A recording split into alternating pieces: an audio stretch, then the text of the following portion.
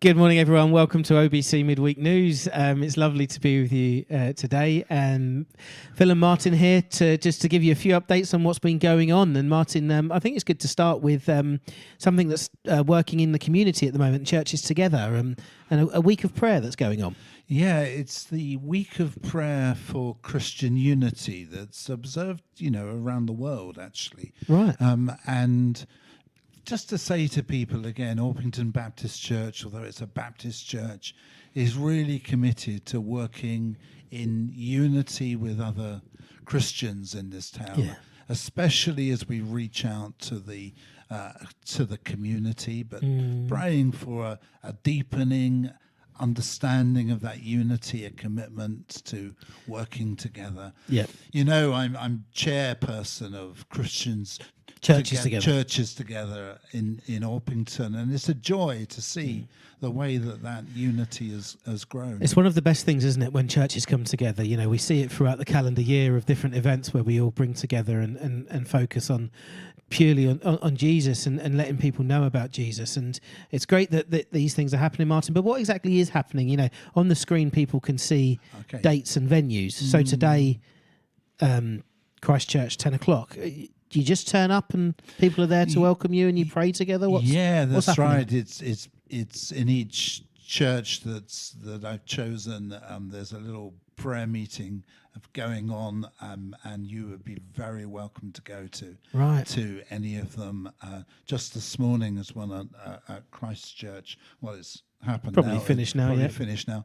And people would be very welcome to go along. And the emphasis of those prayer meetings, not to pray for the church that is being held in and their needs, but to pray for our work together. Yes, and that's brilliant. And as you can see, different churches all throughout the week. Tomorrow is All Saints, one end of the High Street, and then Saturday is Hope Church, which is, it couldn't be more central to the High Street. In fact, it's now in the Walnuts Shopping Centre, which is great. St Martin of Tours on Monday. Martin, that's in Chelsfield, is that right? Yes, it is. It's a lovely, almost feels out in the country. Yes. In the fields, actually.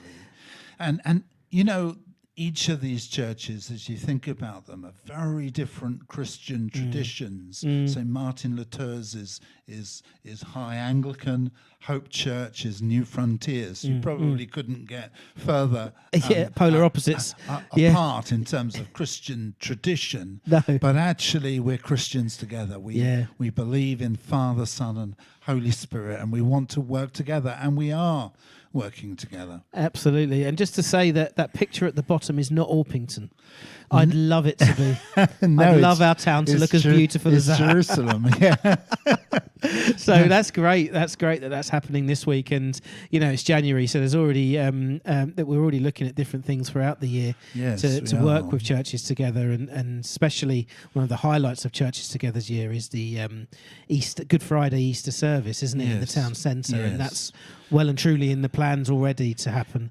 April the 15th, Good Friday this year. Lovely. I remember the date because it's my wife's birthday as well. What a Good Friday it will be then. What a Good Friday it will be. It's fantastic. And we've got lots coming up in the church, as I'm sure many of you know. Tonight, Thursday, if you're watching it today, Thursday evening, is the start of our brand new course, What Would Jesus Think? Which we've just finished actually doing another session of with a friend of ours, Robin, on the topic of science, and we're looking forward to it, aren't we, Martin? We are. I think we are. 40 plus people are coming tonight online, and the first subject is making Christian choices, and we have an interview with Ian Hamlin, the senior minister at Coney Hill Baptist Church, and looking forward to sharing around that subject of how do we go about making Christian choices. And I think some of the tonight and some of the subjects, some are more controversial than others, like sexuality, and politics and whatnot. But I think it's a really good course to do. It's good, and it's been really exciting to put it together with different people from completely different areas of their lives within ministry and understanding and profession. But the good thing about this course, all the other ones we've run, is generally been a theme where you sort of want to stay the distance, so you have to do the whole course all 9-10 weeks, but this one is a 9-week course with a break in the middle for half term. But there might be a subject you're not as passionate about as another, in which case you don't have to attend that one. And that's good. So you may just want to think, oh, actually, I want to learn just one thing, maybe about the environment, and I'll come just to that one. So we will keep you updated with what's going to happen in what order, because that's yet to be completely confirmed.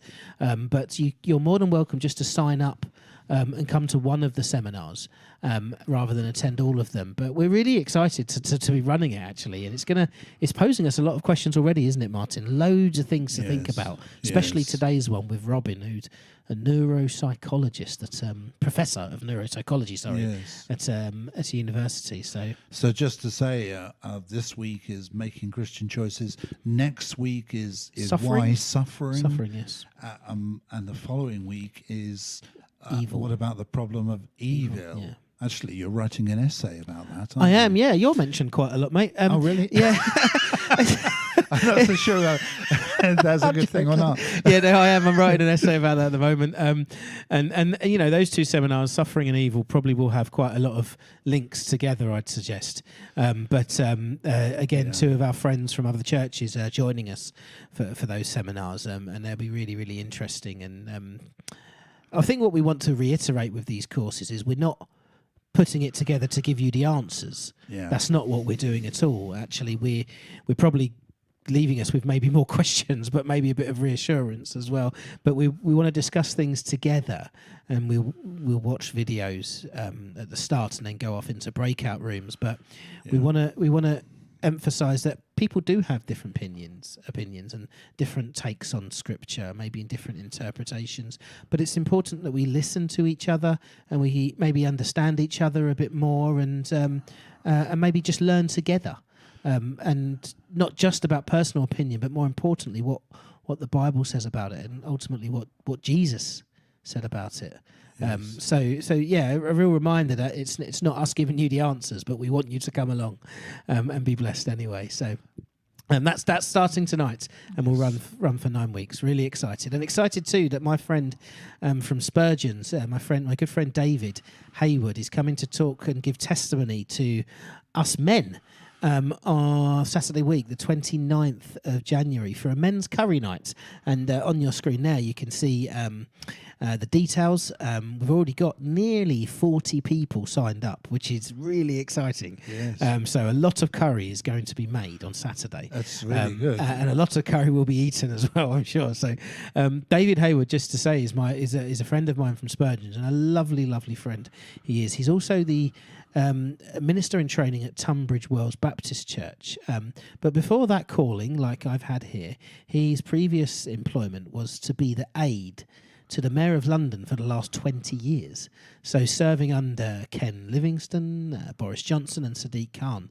He's got some brilliant stories to tell about how he shared his faith with those mayors, and obviously one of them, as we know, Sadiq isn't even a Christian; he's a Muslim. So it's really interesting to hear what he's got to tell, and it's very engaging. I know it is, because I've heard him talk before. So do come along. It's £12 per person. You get a curry, you get a drink. It's a lovely time for men's fellowship as well, and we get to hear from a lovely speaker. So yeah, looking forward to that. Very much so. What else have we got, Martin? Oh, just after that, we've got the church family meeting, and it's going to be a bit different, isn't it? Because actually, originally we were going to have a lunch meeting on the Sunday the 30th. Yes, but we've gone a bit different to that. Yes, we have. We decided to go online, basically using Zoom. We're actually, though, going to do the Zoom from the church itself. And if you haven't got Zoom, or if you would really like to come and be with us, Phil and I are going to be on stage, and we're going to do a Zoom from there with lots of people online, but perhaps a few people in the church as well, and that's absolutely great. And we want, whilst there are things to share and things to update about, we want people to come together to pray as well. So this is open to all friends of the church, and we'd just encourage you to come along and, in a spirit of prayer, to think about the work of the church, but also to pray about it together. Yes. Yes, and that's the emphasis we want to have at the start of February, really, to continue where we want to be, and that's just praying and to discuss. We've got to discuss these important things with a talk from Paul about finance and an update of the church's vision, and talking about other people coming into membership, which is exciting as well. But also just to pray and listen to God as well and see what He's saying to us. So do come along. It's winter. I know it's cold. But if you haven't got Zoom and you want to be here, then we'll have the heating on for you, and we can share together with fellowship in the church. I'm glad about that, because we'll be there. Yeah, it's going to be cold, so I'll get there early and turn the heating on for everyone. Join us on Zoom, and if you can't make it, but it's either way, it's going to be a lovely time together. Yeah, we're looking forward to that. And what's more's going on? We've got a good Sunday service, haven't we? Yeah, we've got friends coming from Bangladesh. Yeah, I suddenly realised I haven't actually met them in person yet. No, we haven't, have we? We've met them several times online. Yeah. Right at the beginning of the first lockdown, we had them on Zoom, and since then we've had them in a church service. But it's been online, interestingly. There they are. They're our friends, Peter and Louise. They've been in Bangladesh, so it was difficult to get them in person. Yeah. But they're just on a home assignment now. They'll be going back to Bangladesh, and they're coming on Sunday, and it's going to be great to meet them in person. And they are lovely missionaries. They are. And I think their son is coming with them as well. That's lovely. We're looking forward to seeing them and hearing about what God is doing in ministry through the churches and through their mission in Bangladesh. Wow.